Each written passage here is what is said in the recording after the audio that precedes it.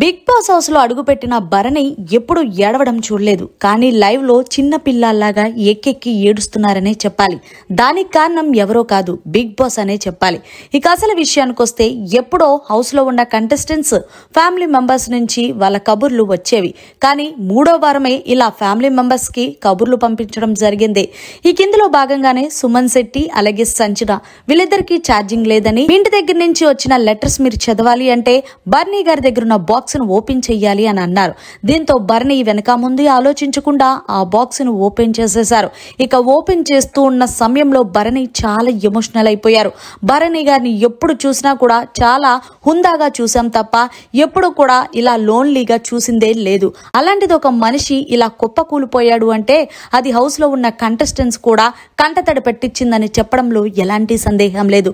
ఇక ఇందులో భాగంగా భరణి ఏడుస్తుంటే హౌస్ లో ఉన్న ప్రతి ఒక్క కంటెస్టెంట్ అంతేకాదు లైవ్ చూస్తున్న మాకు కూడా కన్నీళ్లు వచ్చాయనే చెప్పాలి. మొత్తానికి భరణి ఎమోషన్స్ తో బిగ్ బాస్ ఆడుకుంటున్నాడనే చెప్పాలి. మరి హౌస్ లో ఉన్న కంటెస్టెంట్స్ అయితే గనక అతన్ని ఓదార్చడం ఎవరి తరం కాలేదనే చెప్పాలి, ఓదార్స్తున్నప్పటికీ కూడా. మరి మీరేమంటారు? బిగ్ బాస్ హైప్ పెంచుకోవడానికి ఇలా ఎమోషన్స్ తో ఆడుకోవాలని అంటారా లేదా అనేది కామెంట్ చేయండి. ఇదంతా కూడా లైవ్ లో జరుగుతుంది. మరిన్ని లేటెస్ట్ లైవ్ అప్డేట్స్ కోసం చూస్తూనే ఉండండి మీడియా కార్నర్.